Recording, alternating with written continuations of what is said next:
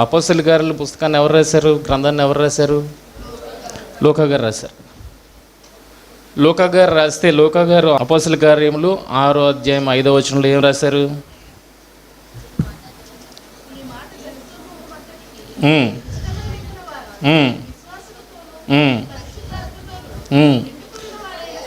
Stephen మిగిలిన ఇతరులను వాళ్ళు ఏర్పరచుకున్నారు. 11:24 చూడండి ఏముందో.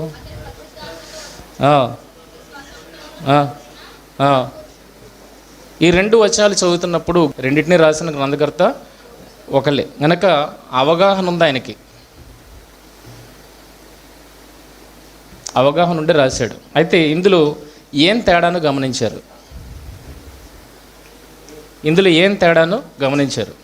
ఇచ్చిన పేపర్లో నేను ఇచ్చిన మట్టుకే మీరు ఏదైనా తేడాని గుర్తించారా?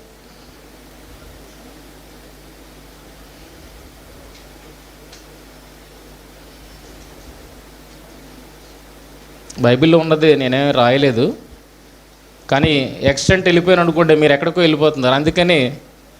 అందుకని నేనేం చేశానంటే కరెక్ట్గా లిమిట్ చేశాను అనమాట.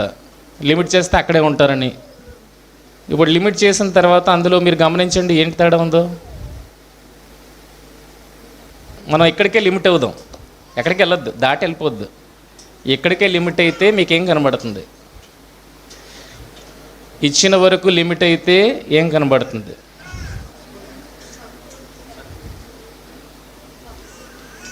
సత్పురుషుడు.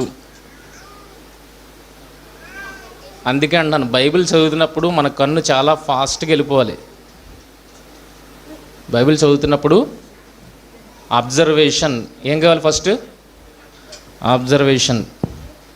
ఎంత హైట్లో ఉన్నా గద్ద కన్ను ఎక్కడ పడుతుంది? ఎర్ర మీదే పడుతుంది. అలాగే మీరు ఎర్రని నెత్తికి వరకు ఉండాలి చదువుతున్నప్పుడు. ఆ చదువుతున్న దాంట్లోనే ఏంటుంది ఎర్ర పట్టుకోవడానికి, అంత కీన్ అబ్జర్వేషన్ అనేది కావాలి. ఇప్పుడు ఇచ్చిన దాంట్లో డైరెక్ట్గా మీ కన్ను వెళ్ళిపోవాలి. ఎక్కడికి వెళ్ళిపోవాలి? ఏం తేడా ఉంది? తేడాగా ఏదైనా కనబడుతుందా? జనసమూహం 2వ వచనంలో ఉందా? మరి ఏ తేడా అని అడుగుతున్నాను, ఏం తేడా?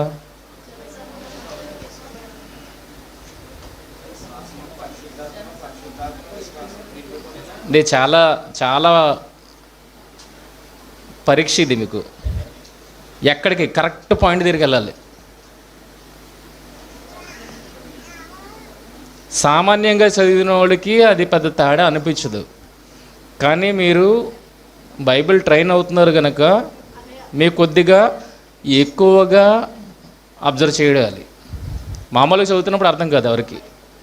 ఇచ్చిన దాంట్లోనే డిఫరెన్స్ ఏదైనా కనిపెట్టండి. వెస్లీ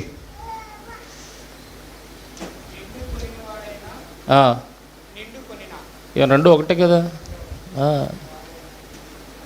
మీరు గద్ద లాంటి వాళ్ళు కావాలి. ఇది చెప్పొచ్చో చెప్పకూడదో తెలీదు. కథ ద్రోణాచార్యుడు అర్జునుడు అడుగుతాడు. మిగిలిన వాళ్ళు కూడా ఉంటారు, మిగిలిన శిష్యులు కూడా ఉంటారు. అర్జునుడు ఇష్టమైన శిష్యుడు ద్రోణాచార్యుడికి. అందరిని అడుగుతున్నప్పుడు ఏం కనబడుతుంది అంటే మాకు చెట్టు కనబడుతుంది, కొమ్మలు కనబడుతున్నాయి, ఇవన్నీ చెప్పుకొని వచ్చారు. ఇంకొంతమంది చెట్టు కనబడుతుంది, పక్షి కనబడుతుంది అని చెప్పారు. కానీ ద్రోణాచార్యుడికి ఏం కావాలంటే టార్గెట్ కావాలి. అర్జునుడు అడిగాడు, నీకేం కనబడుతుందని అడిగాడు. నాకు పక్షి కన్నుగుడ్డు కనబడుతుంది అన్నాడు. టార్గెట్ ఏంటి? నువ్వు బాణాన్ని ఎక్కడికి వేయాలి? పక్షి కన్నుగుడ్డుకి వేయాలి. టార్గెట్ అది. మిగిలిన అందరూ చెట్టు అందరికీ కనబడుతుంది చెట్టు, అందరికీ కనబడుతుంది పక్షి. కానీ మీకు ఏం కనబడాలి? అర్జునుడికి ఏం కనబడిందో మీకు అది కనబడాలి. కథలు చెప్పుకోవడానికి బాగుంటాయి, కానీ అందులో మోరల్ని మనం తీసుకోగలిగితే టార్గెట్ని మనం రీచ్ అవ్వగలగాలి. మన చూపు డైరెక్ట్గా వెళ్ళాలి అక్కడికి. మొదట చెప్పిందే. ఇంకా లిమిట్ చేయాలంటే వారు దగ్గర నుండి చదువుకోండి. విశ్వాసముతోనూ పరిశుద్ధాత్మతోనూ నిండుకునేవాడైన స్తిఫెను, బర్నబేమొచ్చి పరిశుద్ధాత్మతోనూ విశ్వాసంతోనూ నిండుకునిన సత్పురుషుడు. ఇప్పుడు ఇక్కడ లిమిట్ చేశాను కదా, ఇప్పుడు ఏం కనబడుతుంది మీకు? కనిపించకపోవడానికి రీజన్ ఉన్నది. ఎందుకంటే దాని వాల్యూ మనకు తెలియకపోతే ఆ డిఫరెన్సియేషన్ మనం చేయలేం. 1 2 ఒకటి తర్వాత ఏం కావాలి? 2 రావాలి. 2 1 రాస్తే 2 1 రాస్తారా? ఎందుకు? 1 తర్వాతే నెక్స్ట్ 2 1 అవి అనగా ఎక్కువ. అదే 2 1 రాస్తే మీరు వెంటనే పసిగట్టేస్తారు కదా. 2 1 రాస్తే వెంటనే పసిగట్టేస్తారు కదా. అదే డిఫరెన్స్ ఇక్కడ కూడా ఉంది. అమ్మయ్య వచ్చారు. అది మనకి వాల్యూ తెలియకపోతే ఆ డిఫరెన్సియేషన్ మనం కనుక్కోలేము. వాల్యూ తెలియాలి. ఏంటంటే ఒకే గ్రంథకర్త రాస్తున్నాడు. ఒకే గ్రంథకర్త రాస్తూ 6:5 ఏమన్నాడంటే మొదట విశ్వాసాన్ని ఉపయోగించాడు, తర్వాత పరిశుద్ధాత్మను ఉపయోగించాడు. కానీ 11:24 అదే గ్రంథకర్త ఏం రాశాడంటే పరిశుద్ధాత్మను మొదట రాశాడు, తర్వాత విశ్వాసాన్ని రాశాడు. ఎందుకు ఇలాగ తేడాను ఉపయోగించాడు? అమ్మ కరెక్ట్ పాయింట్ దగ్గరికి కూడా వచ్చారు. ఇప్పుడు ఆలోచించాలి. అర్థమైందా? ఒకటి ముందు ఒకటి వెనక. మీకు అనిపించవచ్చు ముందు వెనక రాస్తే ఏముంది అనేసి, ముందు వెనక రాస్తే ఏముందని. కానీ అందులో ఎత్తులు మనకు తెలియకపోతే, దేని తర్వాత ఏది ఒక క్రమం మనకు తెలియకపోతే ఇది ఎలా రాసినా పిల్లడు చదివినట్టే మనం చదువుతాం. కానీ మనం ఎలా చదవాలి? ఎడ్యుకేటెడ్ పర్సన్ లాగా మనం దీన్ని ఆలోచించాలి. ఇప్పుడు రెండిట్లో ఏంటి రాసి ఎలాగ రాసినా ఒకటే కదా, ఎలా రాసినా ఒకటే కదా. మరి 6వ అధ్యాయంలో విశ్వాసంతోనూ పరిశుద్ధాత్మతో రాసిన ఆయన మరలా అదే క్రమాన్ని ఉపయోగించవచ్చు కదా. ఇక్కడ ఎందుకు క్రమాన్ని మార్చాడు? అర్థమవుతుందా? పాయింట్ అర్థమవుతుందా?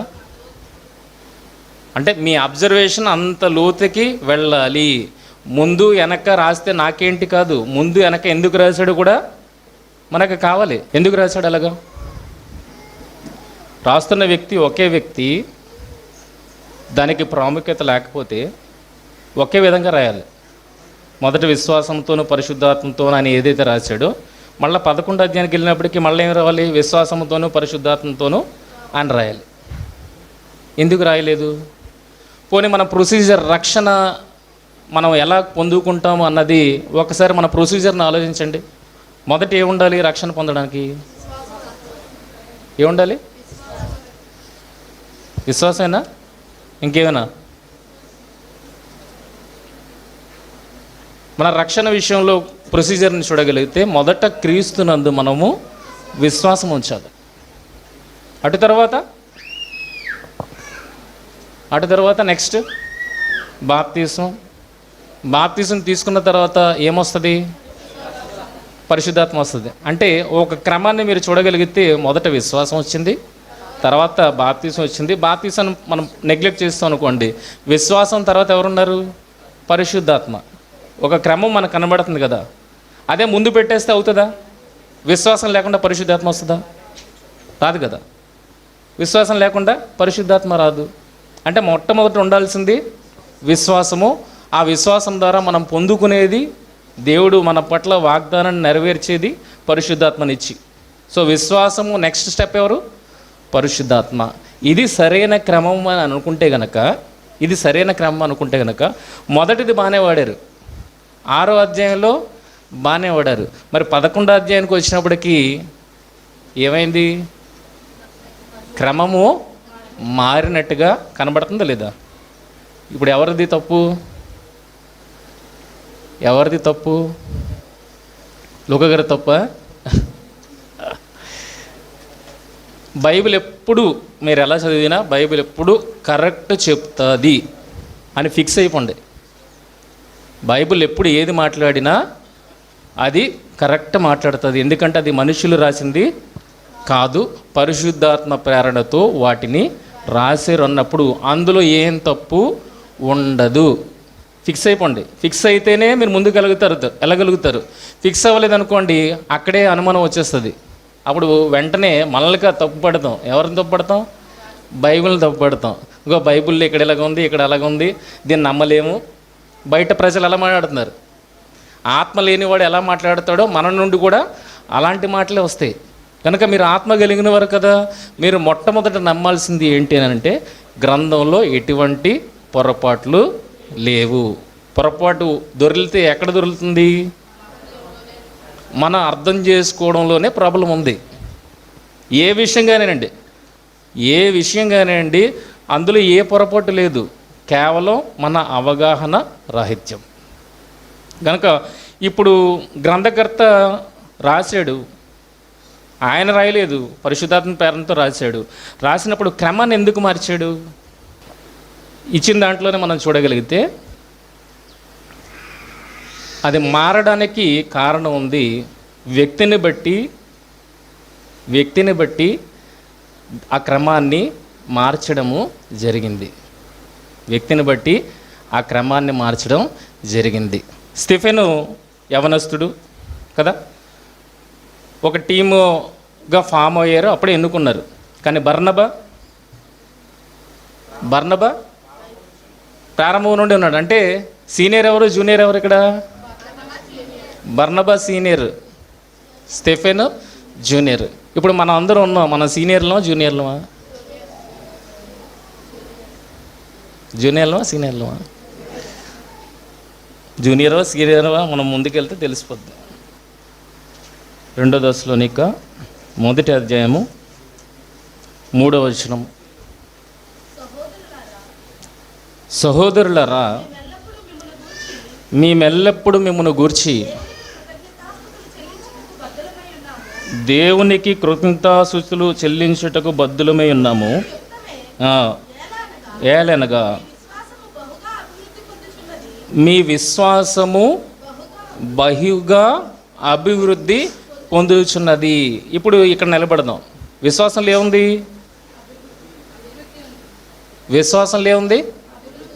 అభివృద్ధి ఉంది. ఫస్ట్ జాబ్కి వెళ్తాం అంటే అప్పుడే చదువు ముగించుకొని జాబ్కి వెళ్తా ఉన్నప్పుడు అప్పుడు నీలో ఏం చూస్తాడు? నీ కాన్ఫిడెన్స్ లెవెల్ చూస్తాడు. అంతేగా నీకు సబ్జెక్టు వచ్చా లేదా వర్క్ చేయగలవా ఇదంతా చూడ్డు. నీ కాన్ఫిడెన్స్ లెవెల్ అంటే నీ ఆత్మవిశ్వాసం ఎంత బలంగా ఉన్నదన్నదే చూస్తాడు. ఉన్నది ఇనీషియల్గా. ఇప్పుడు 2-3 సంవత్సరాల కంపెనీలో గడిపిస్తావు, ఇప్పుడు వేరే కంపెనీకి వెళ్తున్నావు. ఇప్పుడు మొదట చూసిన ఆత్మవిశ్వాసాన్ని చూస్తాడా, లేదా ఆ ఎక్విప్మెంట్ని హ్యాండిల్ చేయగలిగే అది కూడా ఉన్నది అనేది చూస్తాడా? ఏం చూస్తాడు? ప్రారంభం ఉన్న విశ్వాసం ఇప్పుడు పనిచేయదు. ఇప్పుడు ఏం కావాలి? అందులో ఎదుగుదల కావాలి, అందులో అనుభవపూర్వకమైన జ్ఞానం కావాలి. అంటే నీ ఫెయిత్ పెరగాలి, నీ ఆత్మవిశ్వాసం పెరగాలి. ఏంటి? చేయగలనన్న ఆత్మవిశ్వాసం కాదు, ఏదైనా చేయగలనన్న ఆత్మవిశ్వాసం. అభివృద్ధి కనబడుతుందా? అంటే ఏళ్ళు గడిచే కొలది నీళ్ళు ఏం కనబడాలి? అభివృద్ధి కనబడాలి. ప్రారంభ విశ్వాసము తర్వాత పని చేయదు. ఆ ప్రారంభ విశ్వాసం దేనికంటే మీరు పరిశుద్ధాత్మ అన్న వరము పొందుకోవడానికి. ఇప్పుడు పరిశుద్ధాత్మ అన్న వరం పొందుకున్న తర్వాత నెక్స్ట్ మీరు స్టెప్ వేసేది ఏంటో తెలుసా? మీ విశ్వాసములో వృద్ధి చెందుతారు. ఎందుకంటే పరిశుద్ధాత్మ ఎందులో మనల్ని ఇన్వాల్వ్ చేస్తుంది? వాక్యంలో ఇన్వాల్వ్ చేస్తుంది. ఒక మాటను విని విశ్వసించి లోపలికి వచ్చారు, ఇప్పుడు అనేకమైన మాటలు వింటున్నారు. ఆత్మ మనకు అర్థం చేయిస్తుంది. కనుక మీ విశ్వాసంలో లెవెల్ ఏమవ్వాలి? పెరగాలి. చూడండి, రోమపత్రిక 1వ అధ్యాయము 17వ వచనము. రోమపత్రిక 1వ అధ్యాయం 17వ వచనము. ఎందుకనినా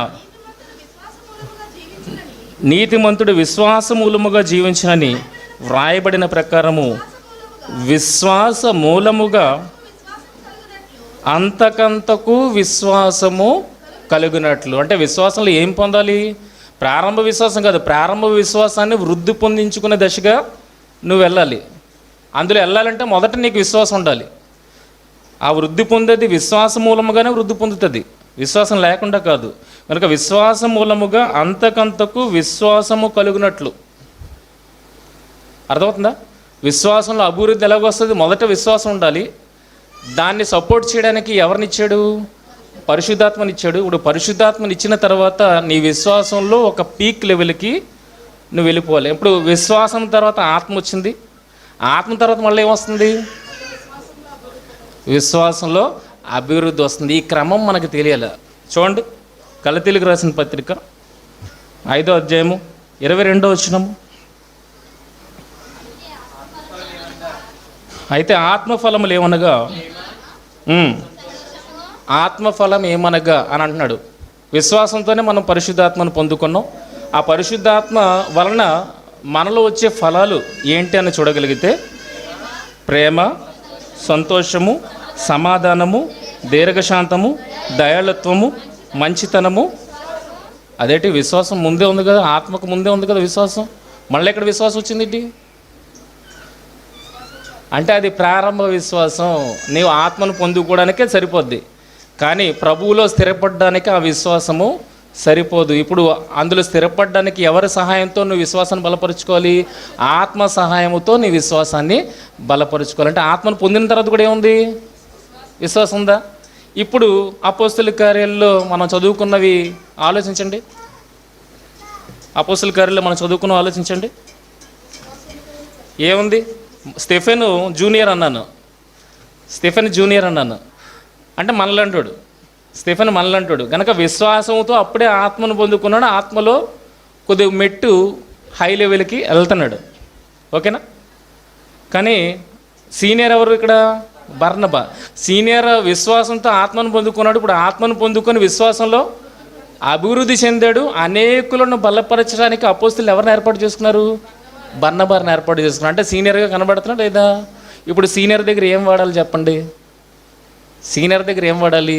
పరిశుద్ధాత్మ తర్వాత విశ్వాసంతో బలం పొంది అనేకులు బలపరుస్తున్నాడు. కానీ జూనియర్ దగ్గర ఏం వాడాలి? విశ్వాసం ద్వారా పరిశుద్ధాత్మను పొందుకున్నాడు. ఆ పరిశుద్ధాత్మ సహాయంతో అక్కడ వాదిస్తున్నాడు. ఓకేనా? పరిశుద్ధాత్మ పరిమాణం పెరిగితే ఆటోమేటిక్గా విశ్వాస పరిమాణం కూడా పెరుగుతుంది. విశ్వాస పరిమాణం పెరిగితే మళ్ళీ ఆత్మ యొక్క పరిమాణం పెరుగుతుంది. మీకు అది నెక్స్ట్ సెషన్లో మీకు ఇస్తాను. ఏది గ్రాడ్యువల్గా ఒక్కొక్కటి ఇంక్రీజ్ చేసుకోగలిగితే ఆత్మ పరిమాణం పెరగాలంటే మీ విశ్వాస పరిమాణం పెరగాలి. మీ విశ్వాస పరిమాణం పెరిగితే ఆత్మ పరిమాణం పెరుగుతుంది. ఆత్మ పరిమాణం పెరిగితే విశ్వాస పరిమాణం మరలా పెరుగుతుంది. ఇలాగనమాట గ్రోత్. సో ప్రారంభ విశ్వాసం పని చేయదు. తర్వాత నువ్వు స్థిరపడడానికి ప్రభువులో ఆ విశ్వాసం డెవలప్ అవ్వాలి. అలా డెవలప్ అవ్వడానికి సహాయపడేదే పరిశుద్ధాత్మ. అందుకే లోకాగారే రాస్తున్నారు, రెండింటినీ లోకాగారే రాస్తున్నారు. 1, 2 అని రాయకుండా 2, 1 అని రాశారు.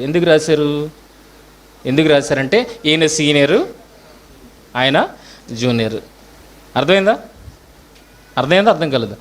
సో మీ కన్ను ఎక్కడ పడాలి? కరెక్ట్గా అక్కడ పడితేనే నెక్స్ట్ అందులో ఉన్న లోతు మనకు అర్థమవుతుంది. అది పడలేదు అనుకోండి, లోతు మనకు అర్థం కాదు. ఇంత టాపిక్ మనం బయటికి తీయడానికి ఏది కారణమైంది? అదొకటి. నాకేమని తెలుసా? ముందు లేదు కదా. మన కన్ను పడింది ఏంటి? డిఫరెంట్గా వాడాడు ఇక్కడ. అటు ఇటు వాడాడు. ఆయన తప్పు వాడా? లేకపోతే మన అర్థం చేసుకోవడంలో ఇంకేమైనా విషయము ఉందా అంటే విషయం ఉంది. ఏంటంటే మీ ప్రారంభ విశ్వాసంతో మీరు ప్రభువులో నిలదొక్కుకోలేరు. మీ ప్రారంభ విశ్వాసం ఆత్మను మీకు ఇవ్వడానికి సరిపోతుంది. ఆత్మను పొందుకున్న తర్వాత ఆ విశ్వాసంలో మీరు అభివృద్ధి చెందాలి. అందుకే సత్య స్వరూపి అయిన ఆత్మ వచ్చినప్పుడు మిమ్మల్ని సర్వసత్యములోనికి నడిపించునంటే మీరు బలపడడానికి ఆత్మ సహాయము చేస్తుందంటే విశ్వాసంలో అభివృద్ధికి వెళ్ళిపోతారు మీరు. ఓకేనా? సో ఉందా? చూడండి, చిన్న అబ్జర్వేషను ఎంత పెద్ద టాపిక్లోనికి మనల్ని తీసుకెళ్ళింది. ఓకేనా? ఇలాంటి అబ్జర్వేషన్స్ మీకు ఉండాలి. అలాంటివే ఇంకా 3 ఉన్నాయి. ఓకేనా? ఇంకా 3 ఉన్నాయి. ఎలా అబ్జర్వ్ చేయాలి అన్నదే మెయిన్ మోటో. ఓకేనా?